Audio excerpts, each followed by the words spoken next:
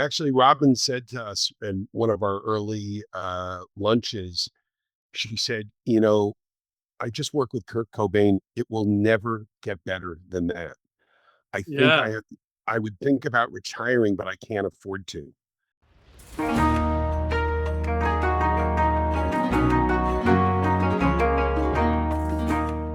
Welcome to the Pixel Retentive Podcast, where we unpack the messy, beautiful intersection of creativity and business with the artists, marketers, and founders shaping our culture. Hey friends, I'm Carl, founder of Epic Made, and I'm the host of the Pixel Retentive Podcast, where we share our thoughts on creativity, art, and business. Past guests include Brian Hemsworth, art leader in gaming, Cheryl Platts, author of the Game Development Strategy Guide, and Zoe Hawkins, content and creative resilience strategist. I'm forever grateful for the supporters of our podcast, and we are always open to more sponsors that align with our creativity. That said, Pixel Retentive is brought to you by the creative gurus at Epic Made. Epic Made is a creative studio that produces entertainment quality animation and illustration for brands that want to stand out in gaming, entertainment, and pop culture. We help companies tell stories that resonate with imaginative audiences and turn viewers into fandom. Whether your brand needs creative strategy, an exciting trailer, a fully animated series, or just some engaging motion graphics, we got you covered. Visit epicmade.net and let's collaborate on your next creative campaign. All right, so with us today, we have my friends Fred and Robin Seibert. Welcome to the show, you guys. So glad to have you back. Thanks for having us back. Yeah. So you guys have both been on the show at different times. Fred, I think we've had you on twice. Robin, we had you on, I think, back in December, which is amazing. All awesome episodes. So if you're seeing this and you like this episode, definitely go back and check those, because just a deeper dive into them as individuals. But today I wanted to bring you guys on and kind of talk about this kind of creative power couple that you all are, and get into the weeds of what you guys think about some of the ways that your careers have evolved, and what it's like to be in a long-term relationship with somebody who also has like a parallel kind of situations going on in the creative space, but just different industries, and how that supports and maybe conflicts, and what it's like raising kids and doing all the things through all that. Like, you guys have been together for 32 years, which is just incredible. So so a little bit more about Fred and Robin. I'm going to read you real fast so people get a better idea of who we're really talking to, just in case they don't know already. So Fred is a legendary media entrepreneur and producer whose career spans MTV, Nickelodeon, Hanna-Barbera, and beyond. As a pioneering creative executive, Fred helped launch some of the most culturally defining animated properties of the last several decades and reshaped how networks think about creator-driven content. Robin is a retired record executive with 20-year career that took her from Epic Records and folk label Philo Records all the way to VP of music video at Elektra Records, and most recently overseeing creative imaging at Geffen and DreamWorks Records, working with everyone from Gypsy Kings to Kurt Cobain along the way. At 45, she began studying classical piano and has since become an accomplished pianist, and she is currently writing a memoir titled From Motley Crue to Mozart. Again, they've been together for 32 years. I have the parents of two grown sons, and they've been out there doing amazing things. So I guess before we jump into the chat more today, what has it been like for you guys to watch each other grow and evolve your careers over the past 32 years, and celebrate each other's victories, and pick each other up when they fall on their face, because inevitably that happens to everybody too, right? So maybe we start there. It's been incredible. It's been really amazing. And if I say more, I'll just start to cry. So Robin gets to go. It to be honest, it feels like we just met. We are I think that we both had some challenging relationships in the past, and had both put it out of our minds that we would, or we're really not interested in forming another relationship. And I think that was probably, took us both by surprise, that we, not that we liked each other. We knew we had a lot of similar things in our backgrounds, and but that we actually wanted to spend more time together. And that I think was the most surprising piece early on, that we weren't looking for anything other than just we enjoyed each other's company. And that was it. And, a couple of years went by, and I have to be honest here. I decided, you know what? I think that I would like to be a mother. And, this is a person I love. And you know what? I had never had an interest in being a mother. Having a child was not, I wanted to be the president of a record company. And Yeah, I thought, you know what? I do want a family. And I was, clock ticking kind of thing. And I said, I think we should get married. I love it. I love it. And So that's about what happened. where were you guys working respectively at the time? Both I know you guys were at MTV at similar times, but that was No, before or I after? was No, never no. at MTV. Oh, I knew who Fred was from a distance. got you. That he was an MTV guy, and when we met, I was at Geffen Records, Okay. And and and I had just moved to Los Angeles to run Hanna-Barbera. So I was in a new city where I knew only a few people, including the guy who set us up.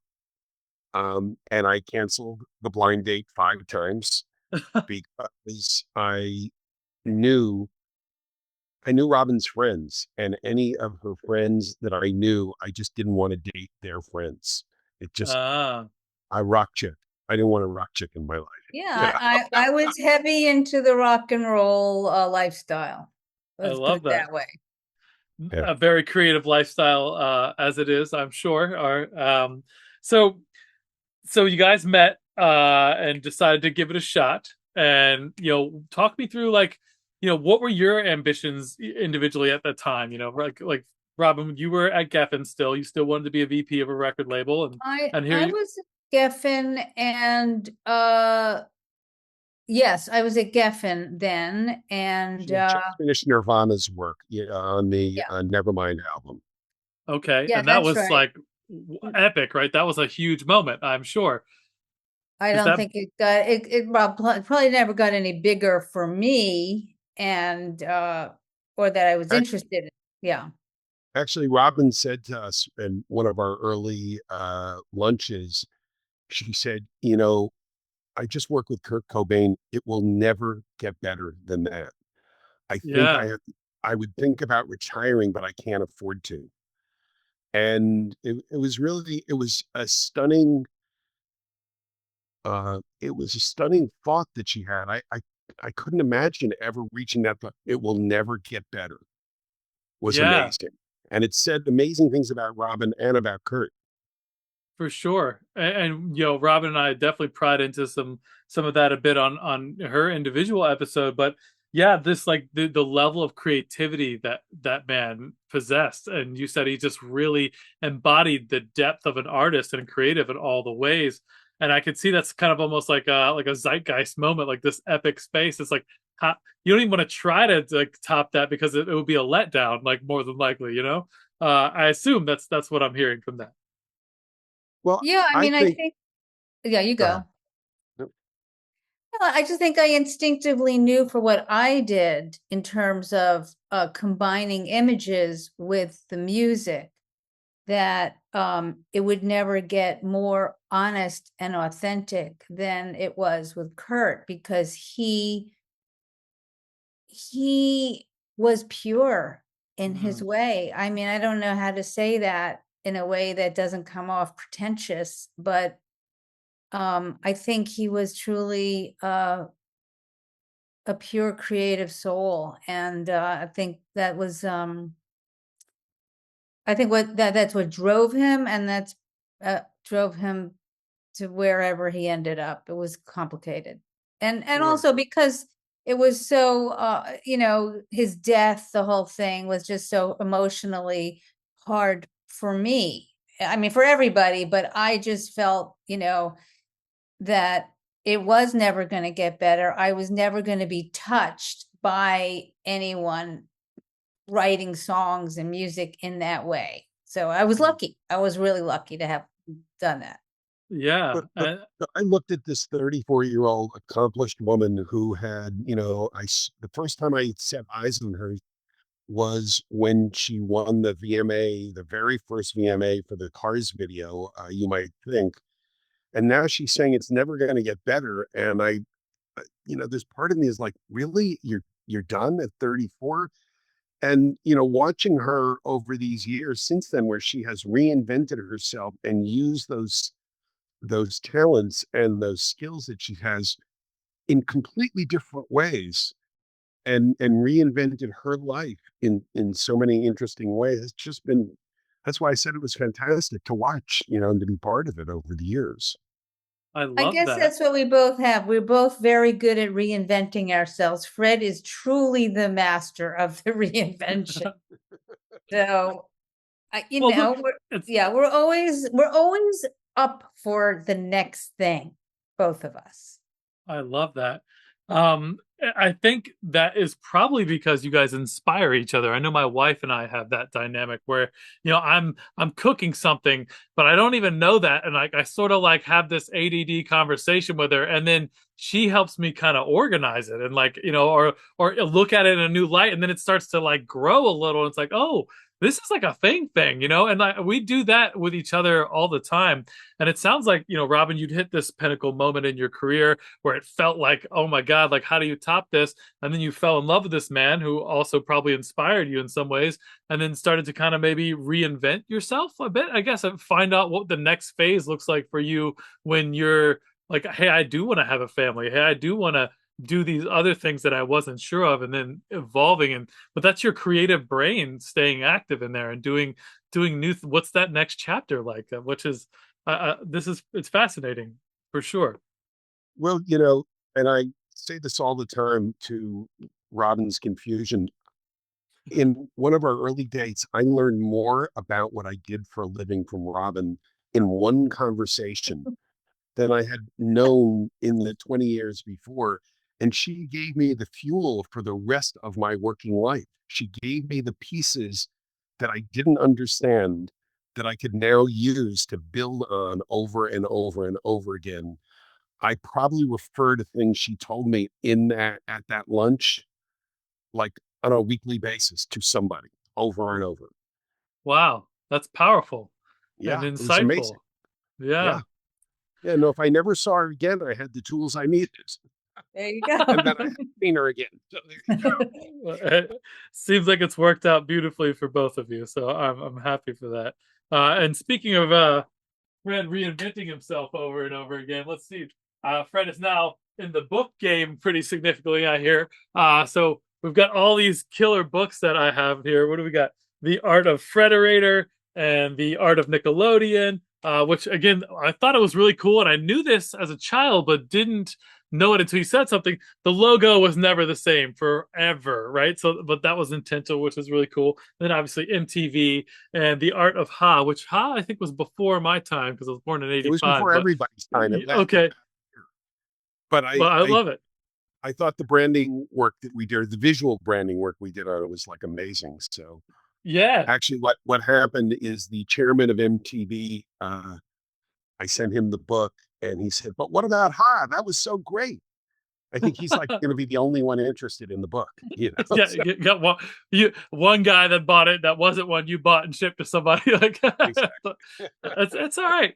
Part of this is just legacy building, right? Like, part of Yeah. it is like, doing it's, Robin's working on her book too, the memoir, like just like telling these stories they're powerful and inspiring. That's part of why I made this podcast, because I love getting into these types of things and understanding people's journeys. Because I know when I was young, I wanted someone to show me the formula. Like, what's the roadmap for like being a successful creative person? It's like, Yeah. there is no roadmap. You just have to keep figuring out what you're doing every day. And like, as the world changes, like your plan never sticks. Like you have to have a big Well, picture and then just wind your way there.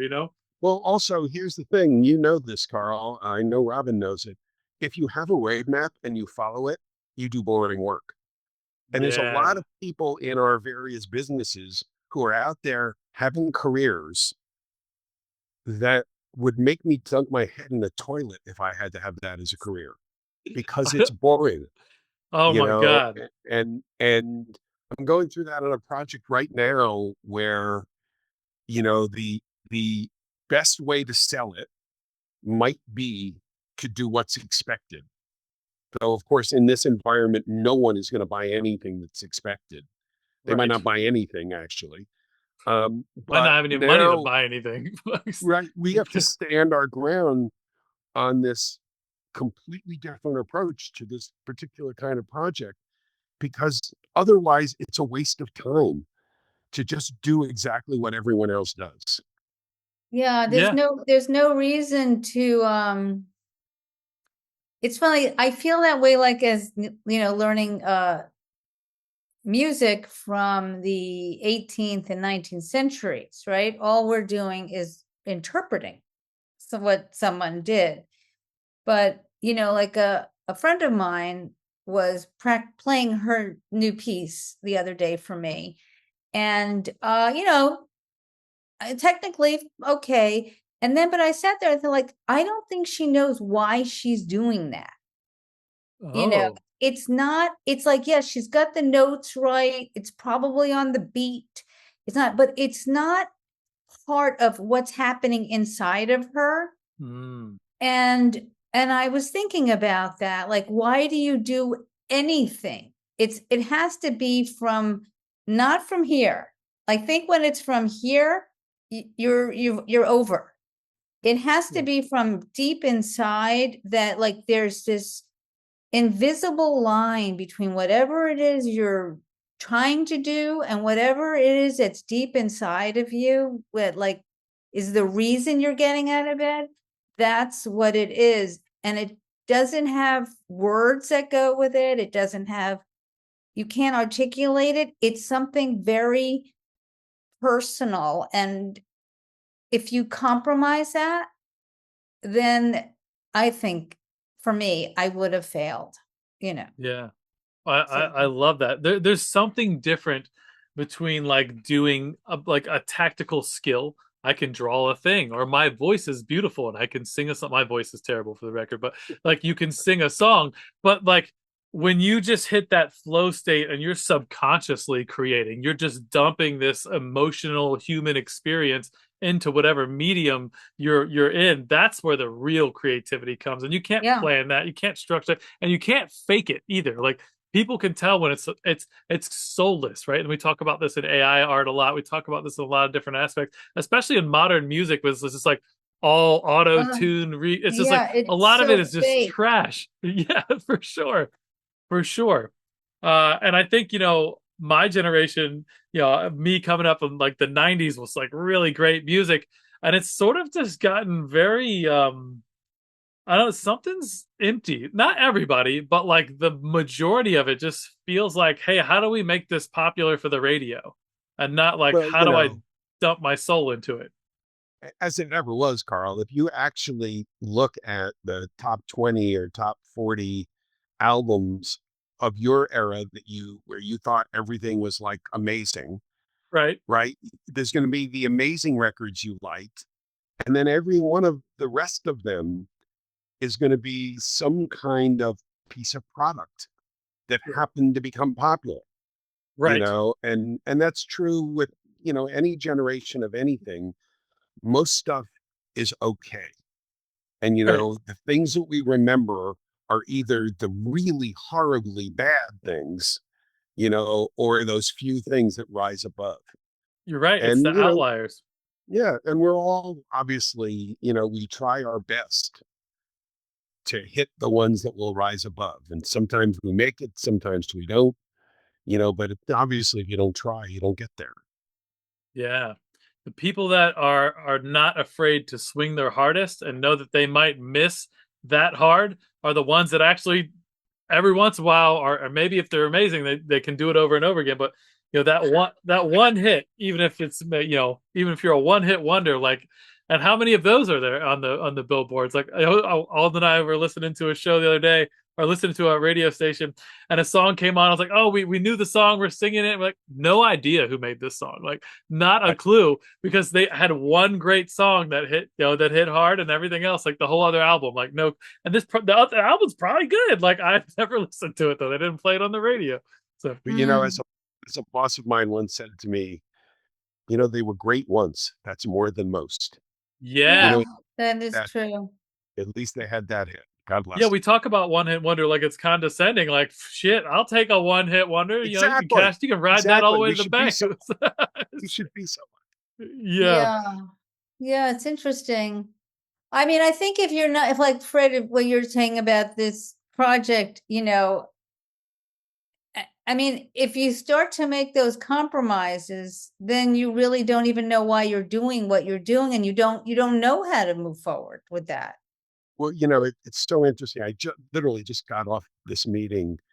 I'm helping a guy who does a panel cartoon, single once a day. He does a panel cartoon, and his character doesn't speak.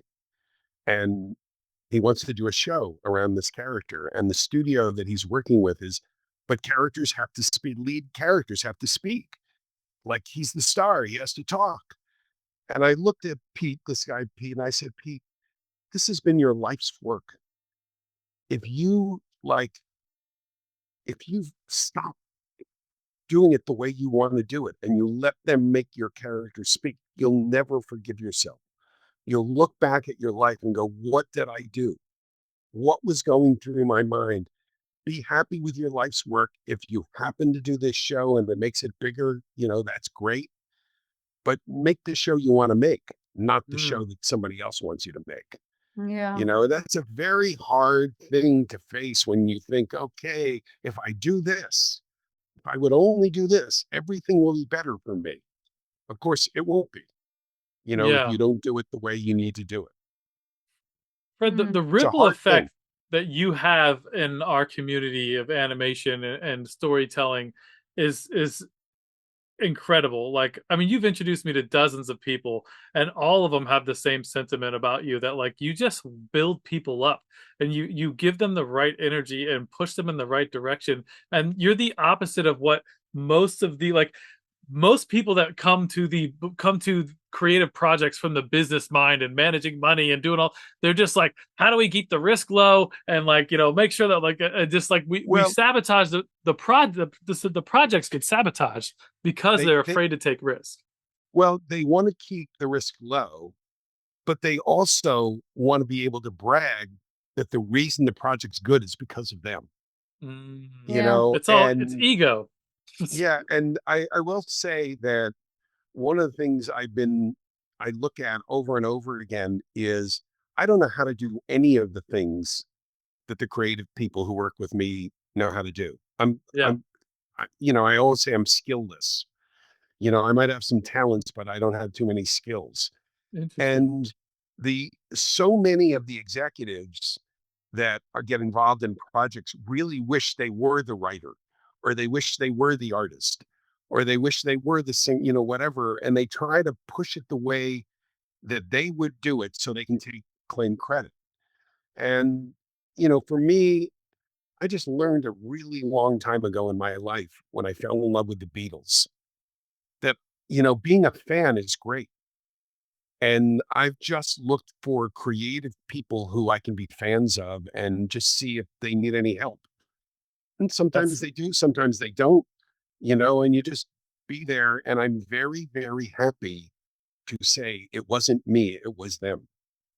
hmm. And I know it seems like it's sort of a backhanded way of, getting people go, no, no, no, it's you. You were great. Look, but the real truth of the matter is I'm honored when a truly wonderful person like wants to do anything with me or lets me just hang out with them, one way or the other. And that's lovely, Fred. And I see your wife smiling at you saying those things, which also makes me happy. Like this is just Well, cool. Um, I think one thing Fred and I also share is that uh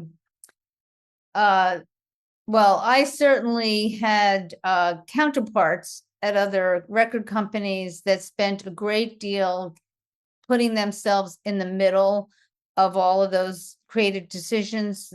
The people you hire to direct a video, or an art director or photographer, to insert themselves so that they could take control and they could then become like the creative person. And I just felt like if that was a waste of my time, then I shouldn't have hired that person in the first time, because I want to get on to the next project.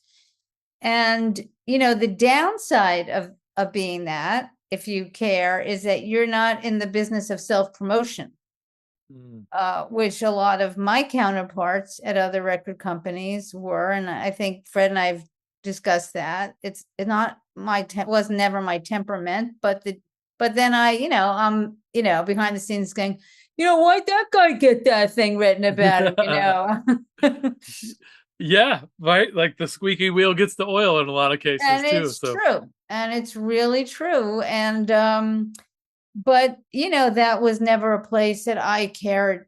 That would have taken more energy than I wanted to. I just wanted to be making things.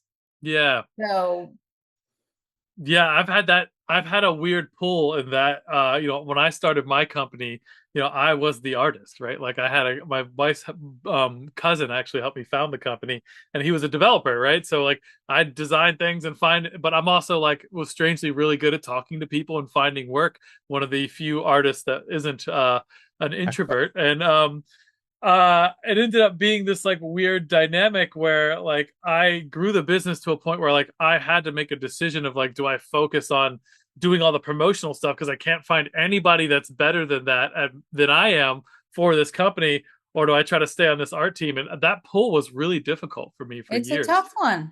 It's really, that's actually an interesting thing, because I think for pop musicians, and actually I think maybe for a lot of media right now, the artist has to be the promoter. If that's why, honestly, that's why Taylor Swift is who she is. She understands that.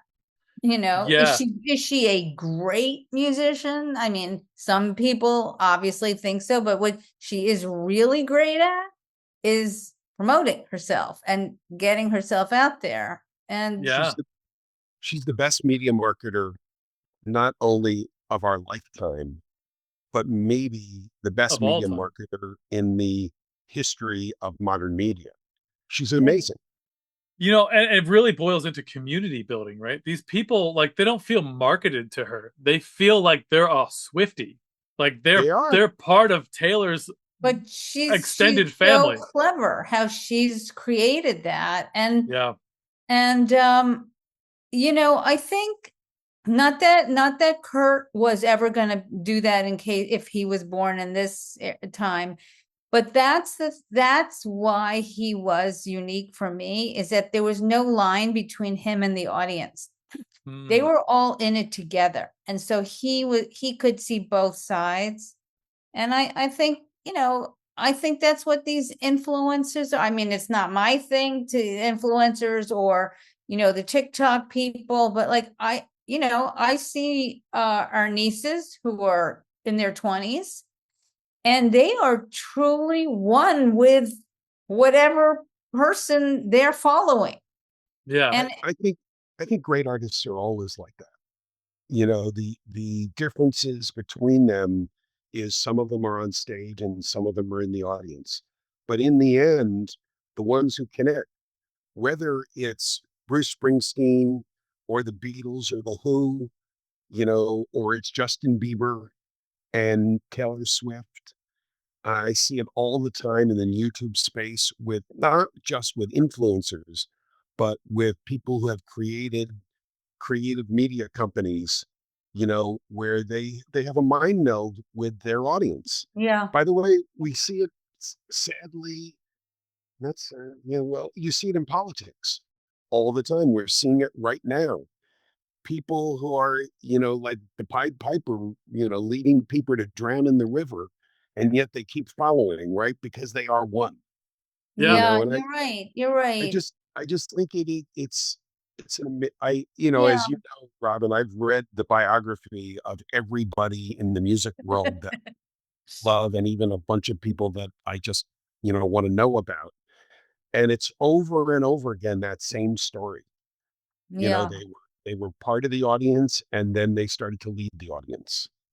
Yeah. Well, Yeah. And how better to know what the audience wants, right? And what they're looking for and what's going to resonate than just making stuff truly for yourself because you were part of that audience and then it resonates and it's not Yeah. manufactured. I didn't pick this demographic because I think it's got the best market share for profitability and blah. No, I made the shit that spoke to me, and like everyone that was around me heard it, and like I was already in the right crowd, you know? And I Yeah. think that's what Cobain did. I can remember being at some big arena concert. I can't remember who the band was now, but this is when that whoever it was that I paid money to go see lost me when they said, "All right, look, New York, it's one of our best markets." And I thought, oh my God, who talks like that from on stage in front of 20,000 people? So it sounds like the shareholder, you know, like, hey, guys, like, we made a great investment here. You know, Yeah. we talked earlier about like compromises a bit, you know, and like I think people compromise on fear, right? Like they're afraid if they're too authentic that they're not going, like someone's going to judge them or they're going to fall short. Um, and I think the other thing on that, I think, is pressure from money. Like the people who invest in the thing also have some sort of fear or like, oh, well, we want your character to talk because all the characters talk, and like we can't have this character that does not. The main character's got to talk, and it's like that's exactly how you don't stand out. Is when you go, well, no one else does it like that. Like, and I think people that aren't the visionary on the project have a hard time seeing something be different and feeling okay with it. And so like Yeah. there's some fears in there that I think undermine, you know, creating these cultural phenomenons, these like amazing big hits, the things that really resonate that we remember. But it probably on the flip side is the same thing that creates the absolute dumpster fires that we also remember. So, you know, Yeah. I don't know. I think I might have mentioned in one of our conversations that we were the first investors in Tumblr. Yeah. And the creator was a 19-year-old, David Karp. And I remember being in a board meeting. We had been so, usually what happens in these venture uh, capital backed companies is that as soon as they've, invested in a company, the venture capitalists are encouraging the founders to do all sorts of things to make the company big enough that they can sell it and, make Right. 100 times their investment. And I Right. remember about a year and a half into Tumblr was two employees, the founder and his lead engineer. And we're in a board meeting, or we're getting ready for a board meeting. I was the only one on the board that wasn't a venture capitalist. I Oh, I was the only one that had an operating company. And one of the investors said, I feel like we're investing in David's hobby because he refused to hire more people. He didn't need to hire more people to build what he was building. And, the growth was it was steady. Every month it was steady. But what the venture capital and investors want is they want something that goes like this, like right. straight up, is giant. And David was a slow and steady wins the race kind of guy. He knew that there was a point he needed to bring in employees, but it wasn't the point that the investors wanted. And sure enough, eventually it got to 150 people. We sold it for $1 billion. God bless everybody, that was involved. But he had a vision, at 19, 20 years old that built one of the great companies of that era, which, by the way, from what I can hear, is coming back because it's the only non-algorithmic set of creative communities out there. You're Really? not being, yeah, oh, yeah. Tumblr is back. They're now owned by the same people who own WordPress Okay. and, Yeah, I creative just pulled it up. communities. It's thriving, which is Yeah, wild. exactly. Yeah. Yeah, but it was because he knew he was the audience, right? He was a 19-year-old, 20-year-old tech developer, Yep. and he was building things for his generation. By the way, not for nothing, in parallel, it's where our Adventure Time audience grew. We were one of the first Tumblrs out there, and we started putting Adventure Time on there 5 years before it became a series. By the time it became a series, we already had an audience, Right. in the exact same way that the modern world works. We brought the audience to Cartoon Network, not vice versa. That makes a lot of sense. I love that. So let's see, what else can we pry into with you guys here? And Well, we can, we are proud parents of two grown men. I guess they're men now. yeah, they're 30s, right? You said? And 31 and and twenty-nine. Yeah. I will say that, they grew up in New York City. They were very privileged. They went to private schools. They had, they had a lot more than either Fred and I had as kids. And yet I'm going to say this because they're not spoiled kids. They Good. really appreciate and they work hard for everything. They never expected to be handed anything. They don't expect to eat in fancy restaurants. They don't have expensive clothes. They don't, all of it that honestly we saw a lot of growing up in New York City, and probably Oh the yeah. same here in LA. And they went to school. They always had jobs for their own money. And what is interesting, because one is about to be 31 and one's 29, and they're both very similar yet very different. The younger one was always a gamer, from a self-taught coder, Super Smash Brothers was his thing. Love Smash Bros. He would travel to, the good thing was I didn't really understand where he was in the bowels of New Jersey playing games till 2:00 in the morning. And, went to a really good college and in the heart of Silicon Valley, and was a humanities major there, and became a coder, although he was a literature major, but he's self-taught coder. Fred could elaborate on all of this. And had a job right out of college, making good salary, blah, blah, blah, lived through the pandemic, working on a game, then got a job on another game. And then so bored during the pandemic, started watching movies all the time. And about 2 years ago, at age 26, said, I hate what I do. I hate coding. I hate games. I love movies. I'm going to become a director. We said, he said, I've saved a lot of money and I'm going to do that. And we're like, we're both like, go for it, do. And I think our other son is a physicist, by the way. Oh, wow. And, our only thing was, what? You have to have a reason to get out of bed every morning. And that reason can't be like going to work on the stock exchange, Yeah. Which is what it is in New York City, I've anyway. never met any of those people that are actually happy, like, ever. Like, No. and I hate to be that guy, but like when you literally like your job is just to fucking make money with money, like where's the passion? Like exactly. What? Like we were really lucky. We did really well, but we happened to be lucky. We just did what we like to do, and we were at a time when it was able to make some money, but it was never the intention. Anyway, Fred, you could continue with that. Well, I think the biggest thing is we had a son that had a job that everyone thought was, isn't that amazing that he has that job? Video games are hot, they're cool. And he's a coder and he's a programmer and he knows that stuff. And when we told people that he had quit to become a director of all things, right in the middle of a world where being a director is not, it's not like an automatic things are going to be okay type of thing.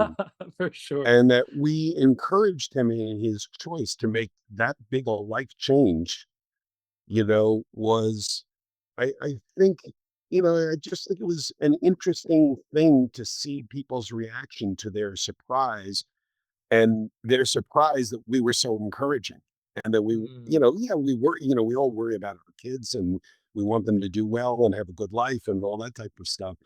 But we were never worried that Jarrett was going to fall on his face, because we knew he knew how to take care of themselves. Well, and I think that's the thing. Like with both of them, we encourage them to be able to take care of themselves, Mm. and have the tools to do that at a young age. And if that, and I think that, we didn't go fight their battles for them, which we definitely saw a lot of parents doing. We had no idea when they had tests or papers due or reading all that, or, Yeah. and with our other son, he went to college as a history major. And 3 weeks in, he said, I really hate this. I love physics. And we're like in this creative world. So like, what?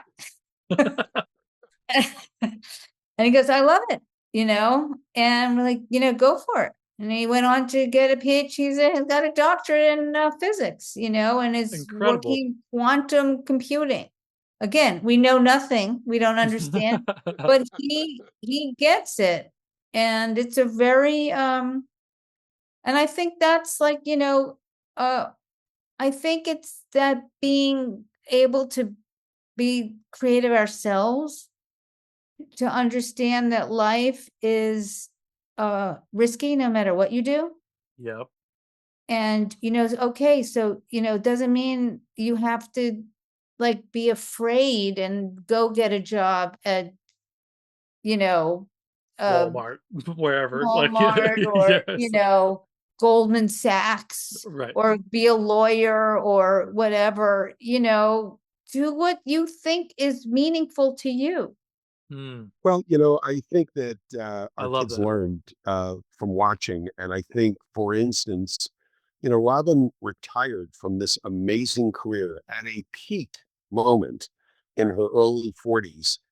And people were just shocked, shocked that she would give it up, because most people in that business, they will never fucking let go. Yeah. I see it now as, in a place like Los Angeles, where people are just hanging on to, what they thought was a career, and just can't let it go. And Robin let it go at a peak, at a high, and went on to reinvent herself, like I said, in multiple ways, um, to keep herself engaged and happy with the life she leads. And I think our kids saw that there was nothing more frightening than living a life you didn't want to lead. Yes. That's probably the most frightening thing. Not losing your salary, not losing your prestige, not losing your position, but losing, as Robin says, the thing that gets you out of bed every morning. Yeah. That's the thing to worry about in life. There's no greater risk than risking wasting your life. Like, Thank you. because Yeah. trading hours for dollars does nothing but pay the bills and do but like, what's the purpose of your life? Like, what ripple effect? What things are you doing? What are you doing to bring happiness for yourself or for others? And you guys said your son pivoted and reinvented himself. And at this stage, and everyone's shocked. And I'm like, y'all weren't shocked. Like, I'm not shocked that you guys didn't have a problem with that at all. You guys are literally the masters of Well, reinventing we just yourselves. said, That's how we started the conversation. well, we said you're going to have to make some money though. And he said, yes, I'm going to become an SAT tutor, which by the way, is as lucrative as being a video game programmer. I am sure, especially in the right markets where parents are super concerned about whether or not their kids are going to get into great colleges. So they're willing to pay probably a stupid amount of money They to get do. their Right. kids tutored. So, yeah. And I will say that though I never give him this advice, I give it to, because I talk to a lot of young people who want to be in the business. And I say, if you're going to have a day job, have the day job you hate. The Yeah. more you hate your day job, the more you're going to work to get out of it, which is what he's been doing. God bless him. He doesn't Yeah, like to. no. And that's okay. And there's a time and a place for that. And your 30s is Thank you. probably it, But Yeah. So, yeah. I just think, what they saw, they saw me retire, then take on this crazy piano journey. And then, honestly, they saw their dad, who, once they were old enough, I think this is public knowledge, Yes. lost all our money. Twice. And Yeah, and it can and happen. then they saw us both as a couple saying, okay, what do we have to do? Like, you fall down, but you can get back up. And you know, as my son Joe said, that one of the great life lessons I gave him when he was 14, when he was complaining about something, which I then was horrified that these words came out of my mouth, but now at 31, he's thankful for. I looked at him, I said, you know, Joe, life's a bitch and then you die. You know, and, and then he just this weekend, he goes, that was the greatest thing you ever said to me, because I learned, like, you know what? It's hard. Let me make the most out of it. yeah. And look, human beings out of all the earthlings on planet Earth have the cushiest lives, no matter what I you're really talking do. about. Everything else all day is like, can I not get fucking eaten? And like, what can I get to eat? And like, can I weather the impending storms? Like, everybody's problems are nothing compared to living in the wild. And I put that frame of reference on my kid anytime he starts to get a little like, oh, what? It's like, dude, nothing's gonna eat you today. Like, you're gonna be fine. The Wi-Fi's out. It's okay, you know. And Yeah, he's no, he's a great kid, by the way. But I it's just true. those frame of reference points are hugely impactful for Yeah, sure. and I think also, like, as you know, Fred and I were really united. We worked as a team, you know. They didn't play us against each other because they really couldn't. Right. Well, yeah, you know, it's kind of interesting, and you know, I don't want to move this into marriage counseling for anybody or for any of your listeners and viewers, but you know, we definitely came from completely different backgrounds in many ways. You know, I'm the son of a mom who was a political refugee, you know, from World War II. You know, my parents were both educated. Robin's less so.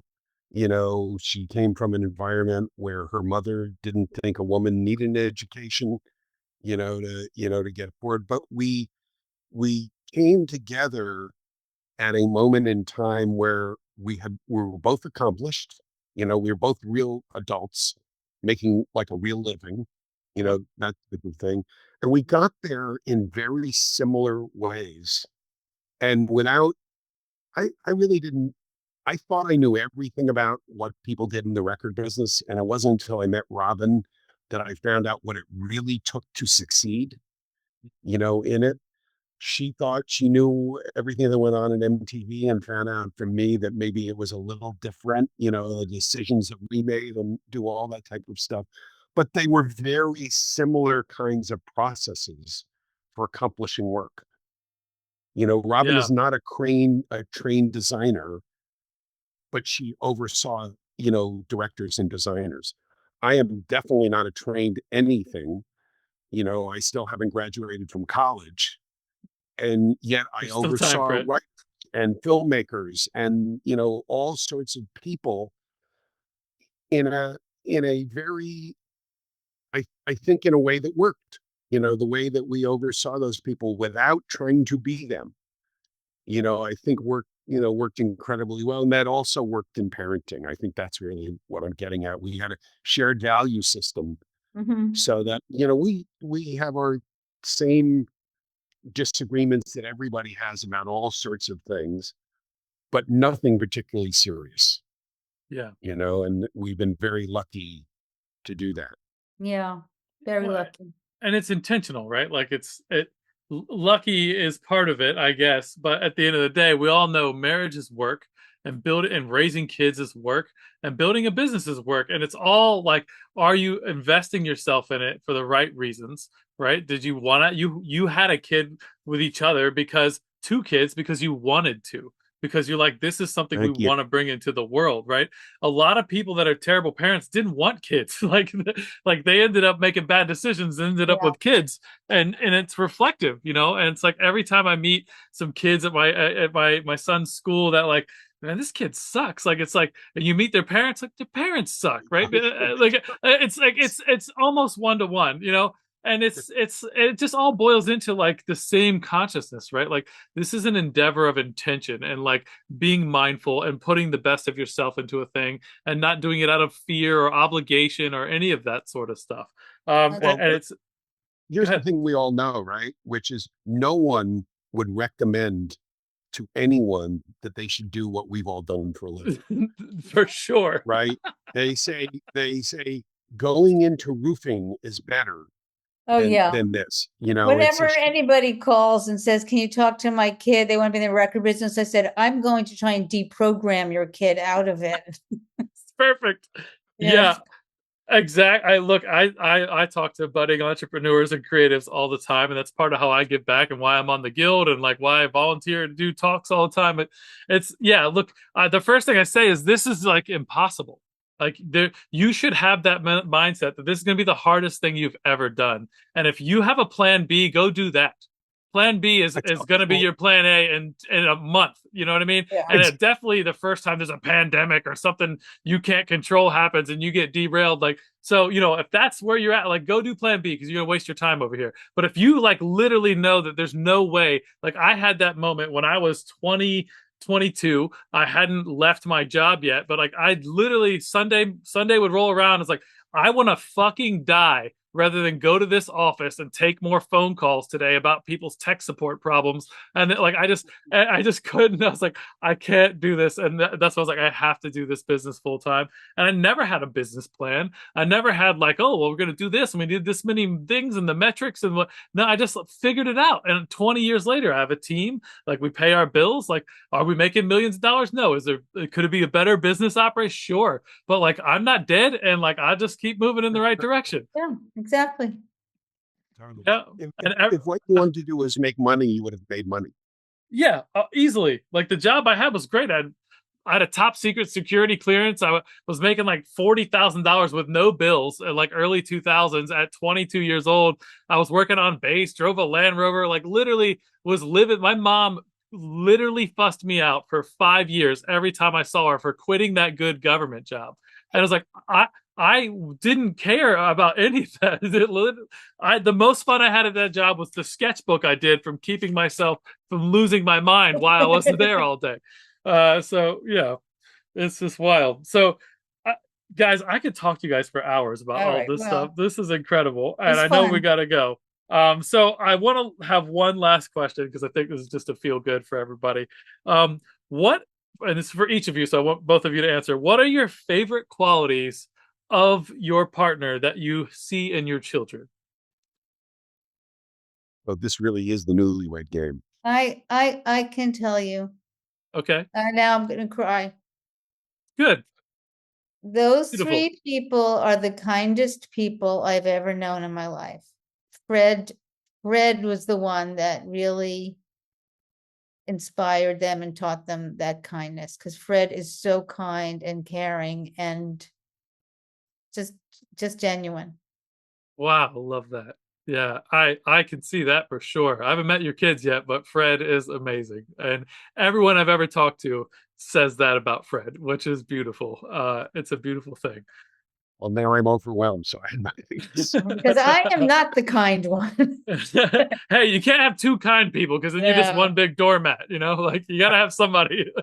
By the way, that is not true. I just want to Okay. make that clear. That's fair. It's not. No, I can tell you're kind as well, Robin. You might give people less leeway than Fred might, and Okay. my wife and I have the same dynamic. So, all right, Fred, your turn. What do you got? I'm telling you, I'm speechless. I mean, what I see in our kids is a self-reliance that I don't know that we were consciously teaching them, but we each have. Yeah. Is like I said, an ability to take care of yourself. I was shocked when both of our kids went to college and got jobs without telling us so Mm, that they didn't have to ask us for anything. Like all of our friends, when their kids go to college, it's mom, can I have, some money for a car? Mom, can I do this? And dad, can we do that? And they never, they never asked us for anything. They yeah. just felt like they had to take care of themselves. One of the things I think Robin mentioned, I lost all of our money twice. And the second time I was really upset because not it was bad enough that I had to fire like, 40 people and this, that. Yeah. But the worst part was saying to our son that I didn't know if we were going to have money for him for graduate school. And Uh, he looked and he said, really, that's okay. I decided I knew when I become a physicist that I wasn't going to really make a big living. And, you don't need to worry about it. I can take care of myself, I'll get a little money from the school and this and that and the other thing. And he just like sloughed it off. He just moved on. wow. And, I think he's seen that in both of us, regularly, the ability, as Robin said, to get up when you've fallen down and brush off and, cry for a couple minutes and then, go to the next step. And we see that in our kids. Um, it's a, it's a joy. It's an amazing thing to watch. And I know, even though I know we didn't teach it, we know that they didn't get it from nowhere. Yeah. Well, you guys led by example, and you clearly have a beautiful relationship and a strong bond, and you guys have just picked each other up and instilled those things by example. That's the best way to learn, right? You could teach somebody and say something to somebody till you're blue in the face, but if they see you doing the opposite all the time, it's going to be hard for them to pick up those examples. So, You bet. man, this has been this has been my favorite episode, I think. This was so Uh, much fun. I've done thank you. 120 something of these now, so this is so cool. Thank you guys for sharing all this. Thank you. Yeah, this has Thank you. been You really really, thanks for beautiful. having us. Yeah, absolutely. And all right, guys. So here we are. We've been talking with Fred Seibert and Robin Seibert, and you can check out Fred's website at fredfilms.com. Robin, do you still want them to go to your Instagram as last time? So it's My yeah. Instagram. Okay, so if you want to Fred follow is up with, pushing me to start a Substack, so that could come out soon. We'll see. okay, you probably post about it on your Instagram though, right? Um, I've been hesitant about posting a lot of the writing until I feel like it's I'm ready to go. But Yeah, given It's pretty Fred's close. marketing expertise, yeah. he's acting as my manager in this capacity. I So love I'd it. I say love it. within the next few months, I'll probably put something on my already existing Substack. I love it. Well, don't I get in the do. doghouse, Fred. I actually have stuff on Medium, but Good. yeah, Are you under? If they just look up Robin Seibert, will it come I'm up? under Robin Seibert on Okay. Medium. Yeah. Fantastic. All right. So you guys check that out. We got Robin Seibert on Instagram, and you can go to fredfilms.com for Fred, or you can look up Fred on LinkedIn, Fred Seibert as well. And we'll have links to all this stuff in the show notes as well. But again, it's such a pleasure chatting with you guys. Incredible human beings, so many great stories. And thank you all for being on the show. Thank you. Yeah. And if you guys All enjoyed right. this episode, share it with a friend or colleague, and we'll see you all next time. Okay. We really hope you enjoyed the show. Please like and subscribe to join us on our next journey through the world of art and business on the Pixel Retentive Podcast.